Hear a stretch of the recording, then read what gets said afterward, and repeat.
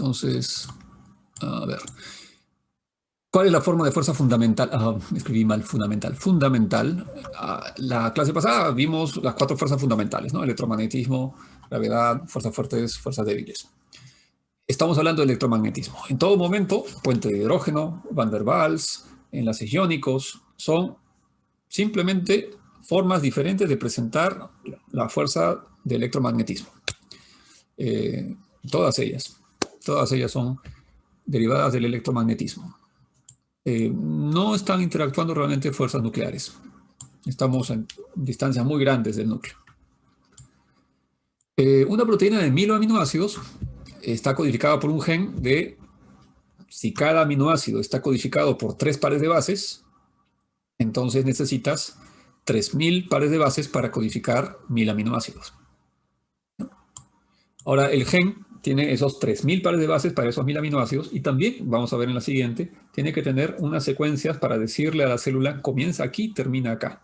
Y ese comienza aquí también tiene secuencias de regulación, diciendo, comienza aquí cuando estés en esta situación. No comiences si estás en esta otra situación. Pero de todas maneras, lo que hemos visto hoy han sido los codones, ¿no? Los tripletes. Y necesitas 3 pares de bases para un aminoácido. Así es el código. El código siempre es 3 a 1. Entonces, el gen tiene que tener 3000, 3 veces el número de aminoácidos. El código genético no es el conjunto de genes ni tampoco la composición. El código genético es la correspondencia, el idioma. Y es universal. Universal en todos los seres vivos que conocemos. La correspondencia entre esas 3 pares de bases y cada aminoácido, ese idioma es el código genético. Es este de aquí, que está en la diapositiva 11, y que voy a mostrarles ahorita. Este es el código genético. El hecho de que UUU signifique fenilalanina, ese es el código genético. Y que ACG signifique treonina, ese es el código genético, ¿no? Y ese es el que es el idioma universal de la genética de todos los seres vivos que conocemos. Entonces, muchas veces en películas y en lenguaje coloquial decimos el código genético de alguien. No es el código. El código es el mismo de todos. Lo que es diferente es nuestro contenido de diferentes genes, eso sí. Pero el código es el mismo. El idioma es el mismo. Hacia el interior de la proteína encontramos mayormente aminoácidos. Hacia el interior de la proteína se esconden del agua, como una gota de aceite que solo interactúa con el aceite, ¿no? Son hidrofóbicos. Hacia el exterior se exponen aminoácidos de tipo hidrofílico, porque van a interactuar con el agua, ¿no? Hacia afuera hay agua. Entonces, dentro de la célula hay agua. En la sangre hay agua, ¿no? Como hay agua en todas partes, entonces hacia afuera están los hidrofílicos y hacia adentro los hidrofóbicos. Y eso es bien importante porque de eso ese es el pilar para que la proteína adquiera su estructura y con ello su función. ¿Sí? Ok, entonces, qué bueno que hemos hecho estos comentarios. Bueno, es una pena que no todos hayan podido entrar al Sócrates, pero tenemos una muestra de casi 30 personas, así que ya funcionó para hacer el repaso. Llegamos ya a la 1:30, tenemos 5 minutos, si es que gustan conversar de cualquier tema, o en particular curiosidades del tema que hemos revisado hoy. ¿Sí o no que las proteínas son fascinantes? Son la mejor molécula que hay en el mundo.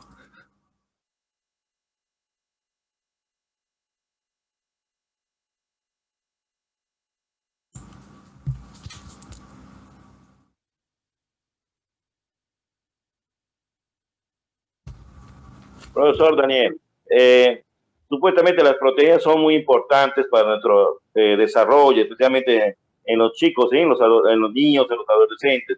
Pero ya pasado nuestra edad, digamos de los 40 años, muchos recomiendan ya no el consumo abusivo de las proteínas. Hay una escala de acuerdo a esto establecido en la salud, que no en la menor cantidad de proteínas, porque se supone que ellos producen calorías, lo cual no ya especialmente las personas que somos un poco obesas, ya prácticamente recomiendan no consumir demasiada proteína. ¿Qué es cierto de esa parte? Gracias. Bueno, de todas maneras, las proteínas que consumimos se van a convertir en aminoácidos libres y después se convierten en las proteínas que nosotros producimos, ¿no? Entonces, hay que distinguir las proteínas que son la dieta, digamos, y las proteínas que son las funciones de la célula. Se trata de cosas distintas. A ver, voy a hacer un dibujo. Un segundito. A ver, si, digamos, una persona en su dieta, ¿no es cierto?, va a comer, dentro de su comida hay grasa, carbohidratos y proteínas. Digamos que esta es una proteína con alfa hélice y una hoja beta y hace otra hoja beta por acá. Digamos que esta es una proteína. Y la persona se come esta proteína. La proteína, una vez que entra, no va a tener función como proteína dentro del cuerpo, sino que la digieres y la conviertes en aminoácidos libres. La haces pedacitos. Y una vez que está hecha pedacitos, aminoácidos libres, los 20 aminoácidos,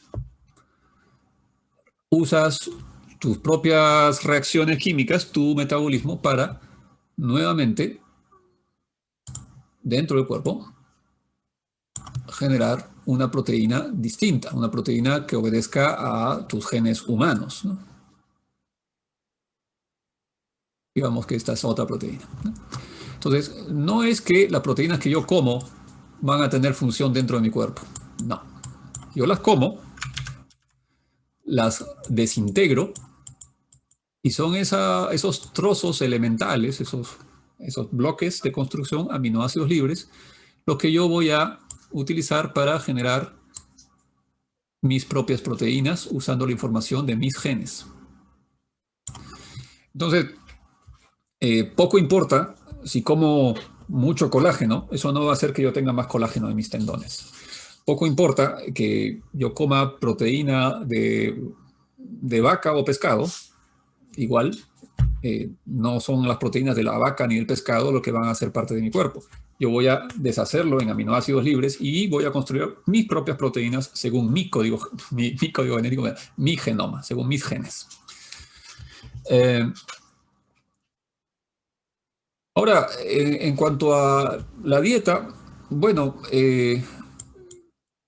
los macronutrientes, pues sí, ¿no? Son proteínas, carbohidratos y lípidos, ¿no? Esos son los macronutrientes. Y es verdad que según la edad esto va a ser recomendado en diferentes proporciones. Pero la importancia en cada célula, con su núcleo y sus mitocondrias, en todas las células, todas las funciones van a ser cumplidas por proteínas. La importancia de las proteínas como función celular no decae en el tiempo. Es la misma. Todas las células necesitan sus proteínas para todas las funciones. Si mis neuronas funcionan es porque mandan impulsos eléctricos. ¿Y cómo es que tienen impulsos eléctricos? Porque tienen bombas iónicas que hacen que cargas entren o cargas salgan y mantienen una tensión eléctrica en la membrana. Si no tengo esas proteínas que funcionan como bomba, no funcionan, mis neuronas no van a funcionar y no tengo descarga eléctrica. Entonces, la importancia de las proteínas no decae en el tiempo. Quizás si yo grafico las necesidades de nutrientes y tengo necesidades de proteína, carbohidrato y lípidos, el balance de cuántas calorías ingiero en forma de proteínas, cuántas calorías ingiero en forma de carbohidratos y cuántas calorías ingiero en forma de lípidos, ese balance sí que puede ser distinto según mi estilo de vida, según mi edad. Seguro que sí. No tengo mucho conocimiento al respecto, pero sí es bien sabido que no conviene tener una dieta pobre en proteínas porque tendría mucho carbohidrato y lípido. Puedes tener una dieta rica en carbohidratos, pero entonces que no sea rica en lípidos. O puedes tener una dieta rica en lípidos, pero entonces que no sea rica en carbohidratos. Entonces, más bien, mantén tu dieta de proteínas altas, no hay problema.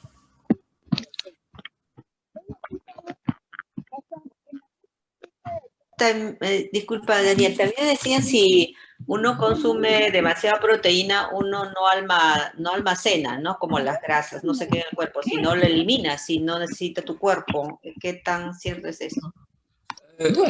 Bueno, más o menos. Sí puedes almacenar grasas a partir de proteína, pero para eso necesitas transaminaciones. Como el aminoácido tiene esta estructura,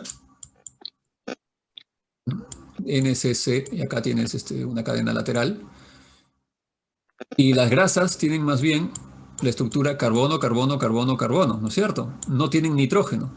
Entonces, para convertir una proteína que está hecha de aminoácidos en lípidos, para convertirlo tienes que agarrar el nitrógeno y mandarlo a otra parte. Y para eso necesitas el metabolismo a través del ciclo de la urea. Y luego esto se bota por la orina, ¿no? Si es que tienes un exceso de proteínas, vas a tener una orina más cargada. Pero la parte de carbono sí se puede almacenar como grasas. Sí se puede. Incluso puedes hacer gluconeogénesis y formar carbohidratos a partir de ellos. ¿Cómo se explica cuando se dice que las proteínas funcionan a modo de amortiguadores para mantener el equilibrio ácido-base? Ya, es verdad. Vamos a ver. Bueno, más que mantenerlas ellas, en nuestro plasma el principal amortiguador es el bicarbonato. Tenemos CO2 disuelto en forma de bicarbonato y tenemos una anhidrasa carbónica que hace el equilibrio de generación de ácido carbónico y de CO2. Claro. Y ese es el principal amortiguador en nuestro cuerpo. Pero las proteínas sí pueden ser modificadas debido al pH. Es decir, vimos acá un péptido pequeño, ¿no? ¿Qué pasaría si estamos a un pH muy alto? Un pH muy alto tiene escasez de protones y en esa situación lo que va a ocurrir en un pH más alto, vamos a hacerlo un poquito más grande.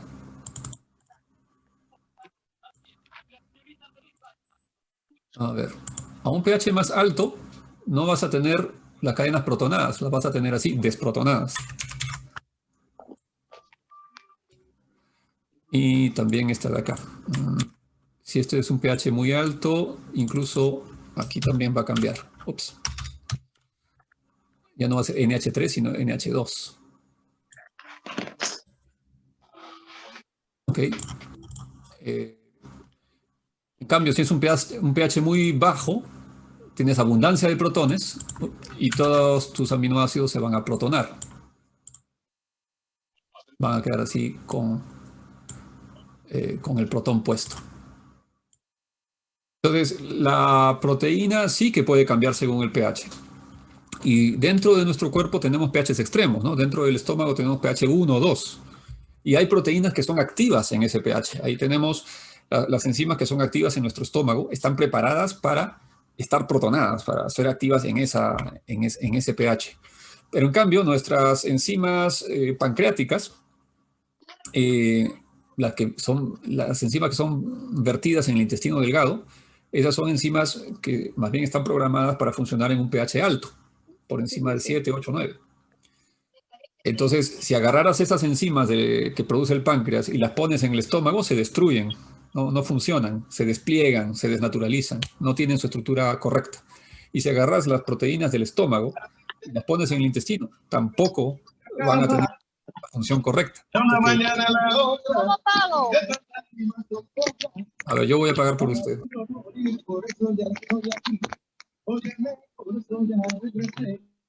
Ya, apagar. Ok.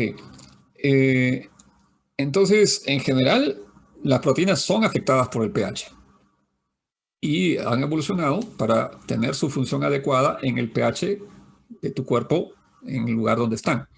Dentro del cuerpo no tenemos pHs extremos, ¿no? Es más bien en el tubo digestivo donde tenemos pHs extremos que son realmente muy básicos, como en el intestino al inicio, para neutralizar los jugos gástricos que son muy ácidos, ¿no? Fuera de eso, dentro de nuestras células y nuestro plasma, el pH está bastante regulado, ¿no? Y no cambia entre 7,2 y 7,4. ¿No? Si cambiara por encima de 7,4 empiezas a tener alcalosis y eso no es bueno. Y los métodos de regulación de pH en el cuerpo están en exceso por mucho.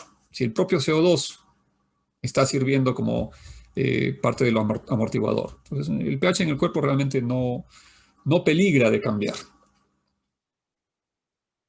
En la orina y en el estómago sí, pero fuera de eso no cambia, no realmente. Muchas gracias. Gracias por la pregunta. Una pregunta. Una pregunta.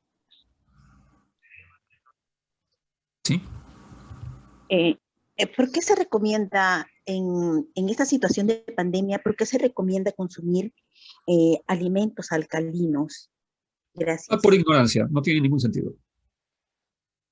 Es absurdo, es completamente fake news, no tiene ningún sentido, no tiene ni pies ni cabeza. Quien lo diga, miente.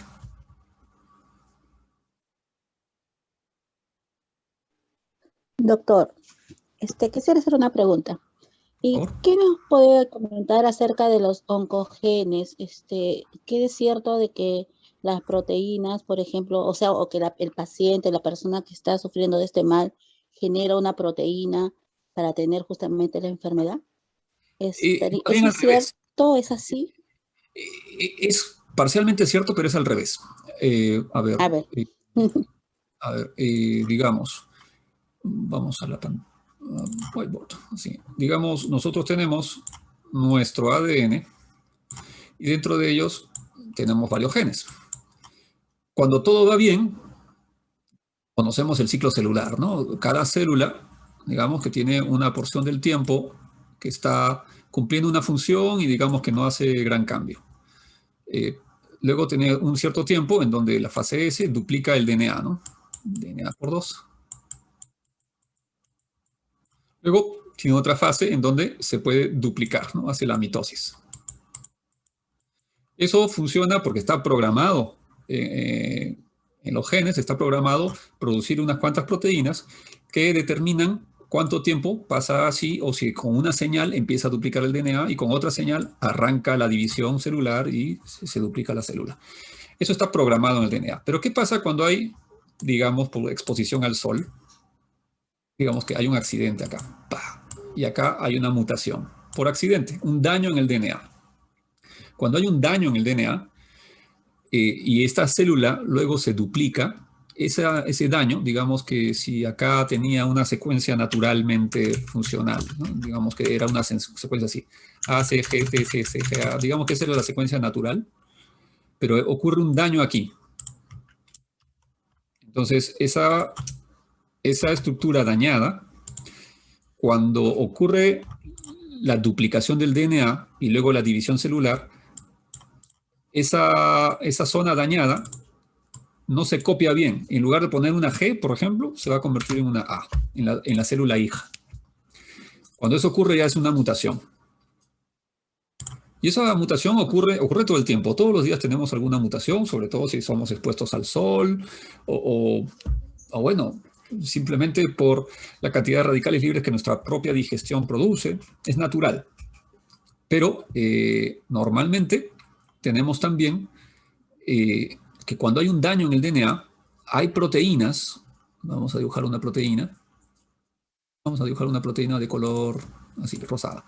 Hay proteínas que viajan por el DNA pensando que el DNA no esté dañado. Y cuando encuentran un daño, se encargan de repararlo antes de que ocurra la mutación.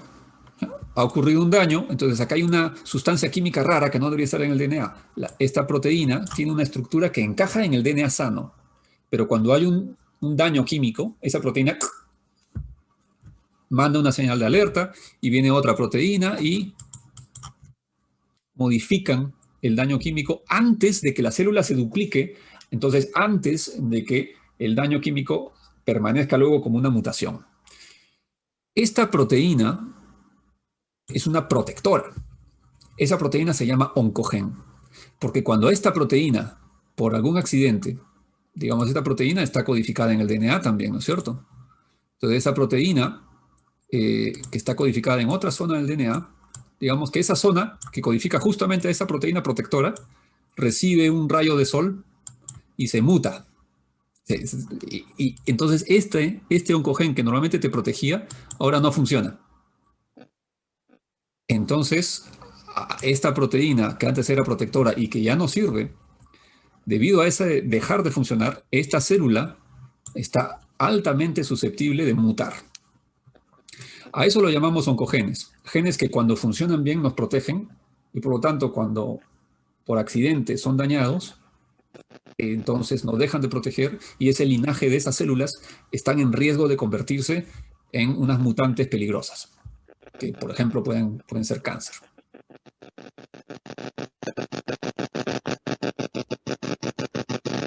¿Y esa situación es curable con... Perdón, justo alguien estaba haciendo un ruido. Por favor, ¿puede repetir su pregunta? No, y esa situación es curable o controlable con quimioterapia? Bueno, sí, si es que hay un poco de suerte. Sabemos, ¿no?, que se ha avanzado muchísimo. La gran dificultad es que las células cancerosas son células humanas. Y aquello que va a ser tóxico contra las células cancerosas, en mayor o menor medida, también puede ser tóxico contra las células sanas.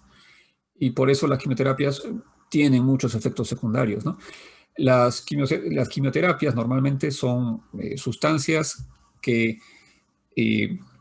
destruyen la capacidad de duplicarse, o digamos, las células que están duplicándose activamente pierden la capacidad de hacerlo y por eso ese linaje puede morir. Pero unas células que no se están duplicando rápidamente, células que están cumpliendo su función tranquilamente, de manera regulada, no van a sufrir tanto cuando reciben la quimioterapia porque no están intentando reproducirse. Pero básicamente la quimioterapia hace eso, hace daño a las células que se duplican, pero normalmente mis células sí se están duplicando. Bueno, pero las células con cáncer, las células del cáncer se multiplican más rápido, entonces son más susceptibles. Por eso la quimioterapia hace más daño al cáncer que a las células sanas. Pero no es que no hagan daño, ¿no? Por eso es que tienen tanto efecto y si es que han tenido parientes con una quimioterapia agresiva, seguramente tienen historias que contar de sufrimiento que causa. Pero las quimioterapias han avanzado muchísimo en las últimas décadas y la sobrevida de los pacientes con cáncer ha aumentado muchísimo. También los efectos secundarios se han reducido.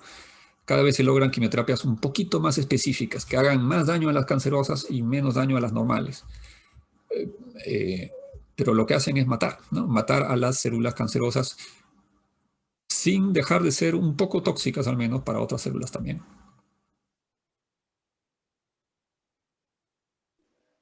Gracias, doctor. Muchas gracias.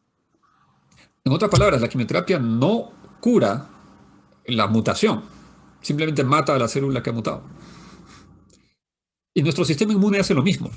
Nuestro sistema inmune todos los días está detectando células que han tenido algún daño y podrían ser peligrosas. Y el sistema inmune, si las detecta, las mata. O las induce a suicidarse, que es lo mismo. ¿Y cuáles serían los beneficios en este caso, doctor, acerca del uso del cannabis para el No lo tratamiento? sé, ¿no? El cannabis, lo único que está realmente comprobado del cannabis es que es anestésico, ¿no? Alivia el dolor. Eso es lo único que está realmente comprobado. Otros beneficios, no, que yo sepa, no están comprobados realmente. Es muy útil tener un analgésico extra, porque cuando tienes algún dolor, algún malestar y estás tomando siempre paracetamol, tarde o temprano ya no te hace tanto efecto. Y si tomas morfina es más adictivo. Entonces es bueno tener en la panacea en la farmacopea, en la biblioteca de drogas que uno puede tomar, es bueno tener una más. Entonces el cannabis es uno más analgésico. Que puede crear dependencia. No hay nada realmente comprobado que el cannabis combate el cáncer, ¿no? Es realmente para confort del paciente, Gracias. hasta donde tengo entendido. Y busqué del tema alguna vez por curiosidad. Mm. Y bueno, lo único que está realmente claro es que sirve para aliviar dolor y malestar.